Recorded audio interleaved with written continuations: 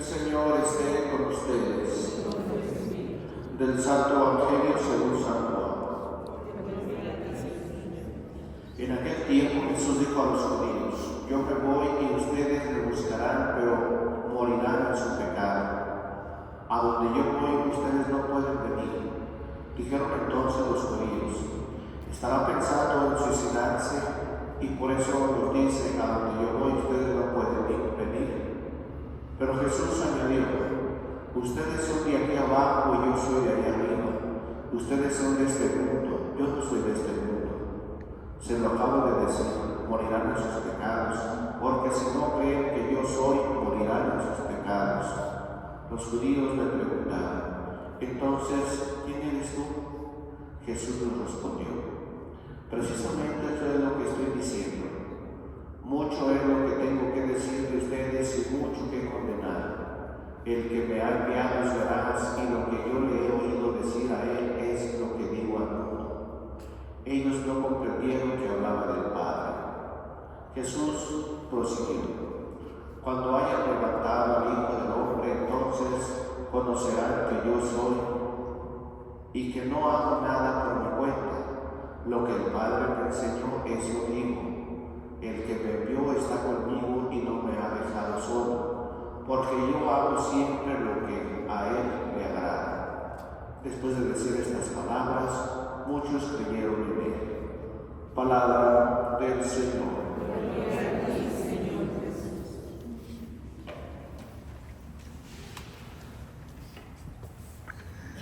Estamos ya cercanos a la Semana Santa. El Señor está ya en directa oposición contra los judíos, o más bien los judíos contra el Señor. Y por eso el Señor les echa en cara su incredulidad. ¿Por qué? Porque no creen en Él. Yo me voy y ustedes me buscarán, pero morirán en su pecado. O sea, la permanencia, la resistencia a creer en Dios es algo con lo que siempre vamos a estar luchando. ¿Por qué? Porque el mundo siempre se nos quiere meter en la vida. Por eso les dice: ustedes son de aquí abajo, yo soy de arriba. O sea, no se puede convivir la gracia y el pecado. No se puede tener a Dios y tener al mundo. Por eso nuestro Señor muchas veces, en otras ocasiones, dirá: el que no está conmigo está contra mí. El que no junta conmigo desparrama. Y entonces es una actitud en donde simplemente Dios no logra llegar al corazón del hombre por la incredulidad. Y hay muchas formas de incredulidad. Las experiencias difíciles, a veces por no tener una respuesta en donde se supone que Dios debería actuar, pero muchas veces queremos que Dios actúe a nuestro favor, como nosotros queremos. Y cuando nos pasan desgracias, entonces nos cuestionamos sobre Dios.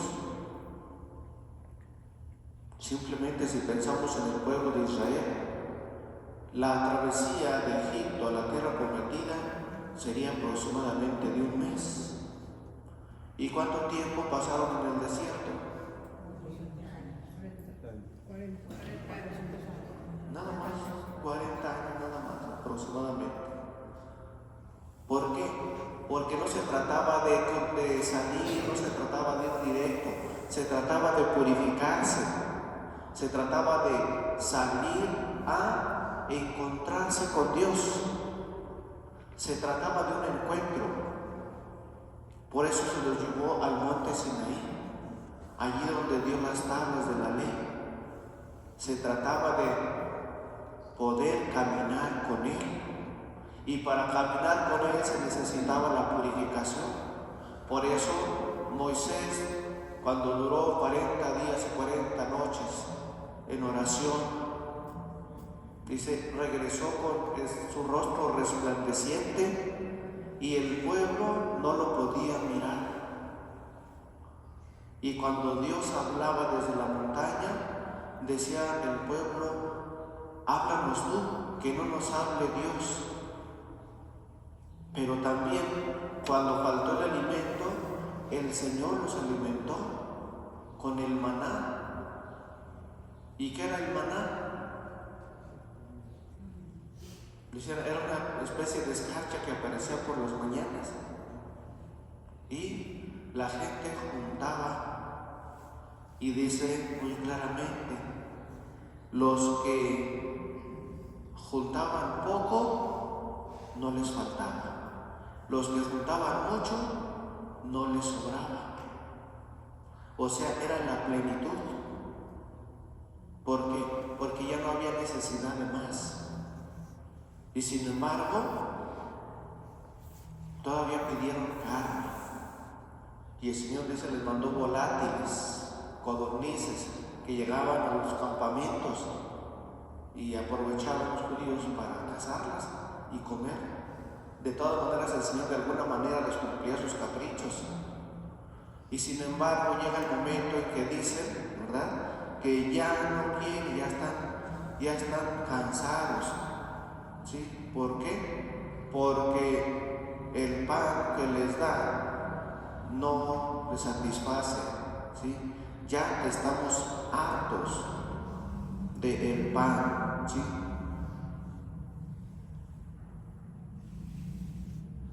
Por eso murmuraron, no tenemos pan ni agua y ya estamos hastiados de esta miserable comida. Imagínense nada más.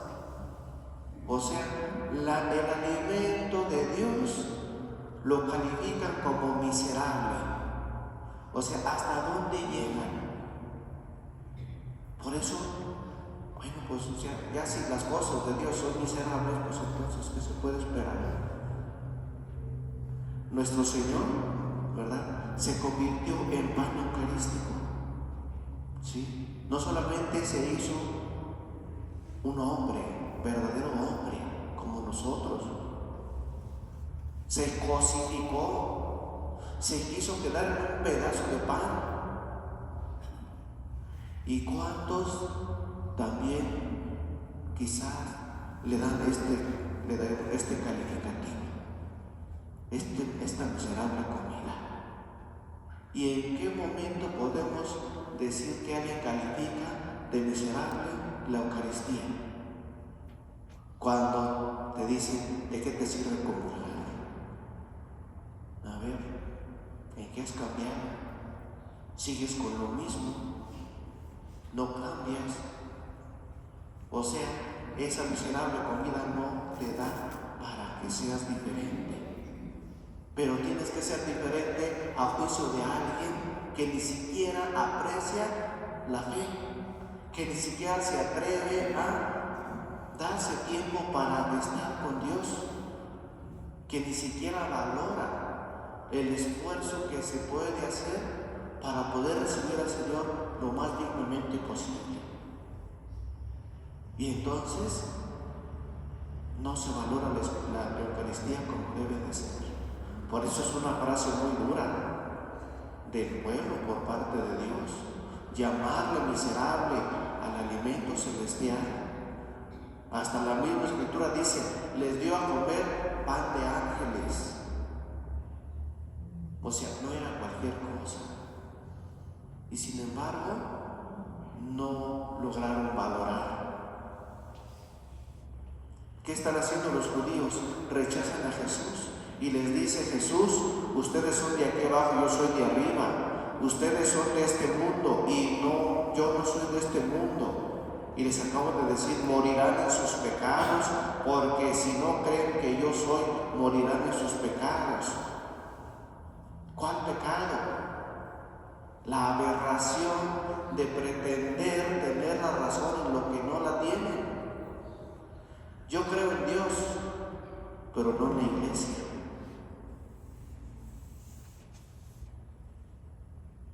¿Cómo se puede creer en Dios sin creer en la iglesia? Si en el mismo credo, de la misma manera que decimos creo en Dios Padre Todopoderoso, Creador del cielo y de la tierra, decimos creo en la iglesia, que es una santa, católica y apostólica. ¿o no? De la misma manera que se cree en Dios, se debe de creer en la iglesia. No se puede creer en Dios y no creer en la iglesia. Es una tontería decir eso. ¿Por qué? ¿En dónde te vas a encontrar a Dios? Para empezar, para recibir a Dios y ser hijos de Dios, ¿en dónde lo recibimos? ¿Quién te va a bautizar? El sacerdote. ¿Y quién es el sacerdote? No es el que está haciendo cabeza en la iglesia.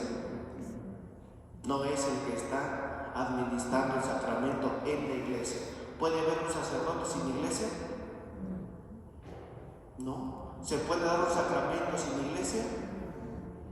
Entonces, ¿en dónde recibe la gracia de Dios?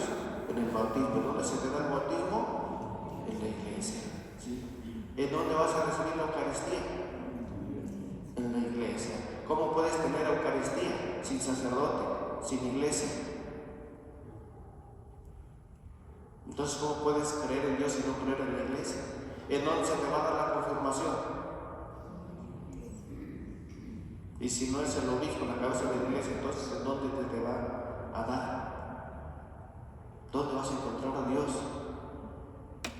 Si te estás muriendo, ¿a quién le vas a pedir que te vaya a auxiliar? Al sacerdote. ¿Y dónde vas a encontrar al sacerdote? ¿En el supermercado? ¿En dónde? ¿No es en la iglesia? Y si te vas a casar, ¿en dónde te vas a casar? En la iglesia.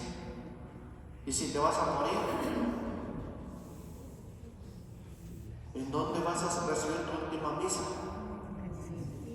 Entonces, ¿se puede creer en Dios y no en la iglesia? Es una aberración, es una tontería. ¿Por qué?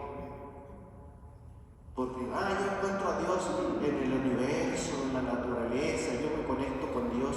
Sí, pero Dios te va a dar la comunión, la naturaleza te va a dar la comunión. La naturaleza te va a enseñar los 10 mandamientos, te va a enseñar la existencia de Dios, la encarnación de Dios, te va a enseñar las palabras de Dios, ama a tu prójimo como a ti mismo, te va a decir, trata a los demás como a ti te gusta ser tratado, no hagas a los demás lo que no te guste que te hagan. Te lo va a decir un árbol, te lo va a decir una estrella, te lo va a decir el viento. ¿En dónde vas a encontrar esas palabras? Entonces, ¿se puede creer en Dios y no creer en la iglesia? No. Por eso dice el Señor, morirán en sus pecados. ¿Por qué? Porque ¿quién creó la iglesia? ¿Y para qué creó la iglesia? ¿Acaso no nos dijo, yo estaré con ustedes todos los días hasta el fin del mundo? ¿Y en dónde está todos los días hasta el fin del mundo? En la iglesia. Entonces, o sea, por uno o dos padrecitos que se portaron mal, por unos cuantos fieles que no han sabido llevar su vida de fe, ¿ya por eso voy a dejar de creer? Pues no. Por eso nuestro Señor les mandó serpientes para que los mordieran. ¿Y qué pasaba cuando los mordían? Se morían. ¿Sí? O sea, el veneno del pecado que sigue matando a millones y millones y millones de personas que pretenden hacer de un Dios, de Dios, un ídolo, que pretenden vivir la fe a su manera. Y cuando digo es que yo creo en Dios a mi manera, eso significa que mi Dios es un ídolo. Le puedo llamar Jesucristo, le puedo llamar como yo quiera, pero siempre es un ídolo. ¿Por qué? Porque nosotros no tenemos una fe a nuestra manera. Tenemos todo un credo que son verdades de fe reveladas que nos hacen participar en una misma fe, un mismo Dios, un mismo Señor Jesucristo, un Dios que está en todos, actúa por todos y a través de todos, ¿o no? Entonces no podemos tener un Dios cada quien a nuestra manera. Dios se nos ha revelado y se nos ha dicho quién es. Yo soy el que soy, dice nuestro Señor, ¿sí? Yo soy el que soy. Y el que me ha enviado es veraz, y ustedes no lo conocen, porque no me acercan. El que me envió está conmigo y no me ha dejado solo, porque yo hago siempre lo que a Él le agrada. O sea que Jesús nos enseña que hay que creer en Dios a la manera de Dios. Si Jesús hiciera lo que Él hace por su propia cuenta y no tomara en cuenta la voluntad del Padre Celestial, no podría hacer lo que hace. O sea, Él tampoco vive una vida a su manera. Él vive según le encomendó el Padre Celestial. Por eso dice, yo hago siempre lo que a Él le agrada. ¿Sí? ¿A poco a Jesús le agradaba mucho ser perseguido por decir la verdad? ¿A poco le agradaba mucho estar todo el tiempo defendiéndose de aquellos que lo perseguían constantemente? ¿A poco le agradaba mucho que el templo fuera convertido en una cueva de ladrones? Pues no, y menos. ¿A poco le agradaba mucho tener que morir de esa manera? Padre, si es posible, aparta de mí este cáliz. ¿Por qué lo dijo? ¿Porque le tomó gusto a la cruz? ¿O porque le costó? ¿Por qué sudó gruesas gotas de sangre? Porque a fin de cuentas se tuvo que ajustar a la voluntad de Dios. ¿Y eso significa creer a su manera? No. Significa creer a la manera de Dios. Y nosotros bien a gusto, gente muy a gusto, que pretendemos creer en Dios a nuestra manera, pues estamos terriblemente equivocados. Y por eso dice el Señor, morirán en sus pecados si no se arrepienten, si no se convierten. ¿Por qué? Porque Dios por eso se vino a revelar. Dios por eso nos dice quién es, yo soy el que soy. ¿Sí? Por eso dice, ¿sí?, que Él hace lo que a Dios le agrada. Y vino a enseñarnos. Por eso dice, yo soy el camino, la verdad y la vida. O sea, para que imitándome a mí puedan llegar al Padre. Y por eso nos invita a ser dóciles al Espíritu Santo. ¿Para qué? Para no ser mordidos por la serpiente. Y todo aquel que era mordido por la serpiente, ¿qué hacía? Miraba a la serpiente que Dios le dijo a Moisés, ¿sí? Y no es como lo que toman los protestantes, ¿verdad? Que era un ídolo, ¿no? Era un signo de salvación por el pecado que había, de murmuración que habían cometido, ¿sí? Y porque se habían arrepentido y fueron con Moisés, reza por nosotros porque hemos murmurado contra Dios, le hemos dicho que su pan es inútil. Reza por nosotros porque hemos murmurado contra ti, siendo que tú eres el enviado de Dios. ¿Y qué le dijo Dios? Pon una serpiente en un asta, ¿sí? Y todo aquel que se ha mordido por la serpiente y voltea a ver la serpiente de bronce, sanará. ¿Y qué dice nuestro Señor?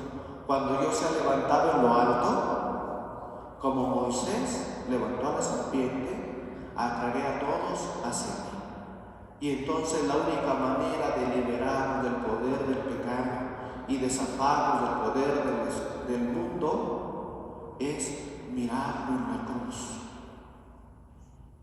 Por eso en cada iglesia está nuestro Señor crucificado. ¿Por qué? Porque hay que mirarlo constantemente. Este tiempo de Cuaresma es para contemplarlo, para mirarlo. O sea, hasta dónde llegó su amor por nosotros. Todo el veneno del pecado está ahí. Él está ahí por nuestros pecados. ¿Por qué? Porque no reconocieron al Rey de la Gloria, por eso lo crucificaron. Si lo hubieran reconocido, jamás le hubieran dado muerte al Rey de la Gloria. Pero Él quiso quedarse ahí, ¿para qué? Para liberarnos de las mordeduras del pecado. De tal manera que todos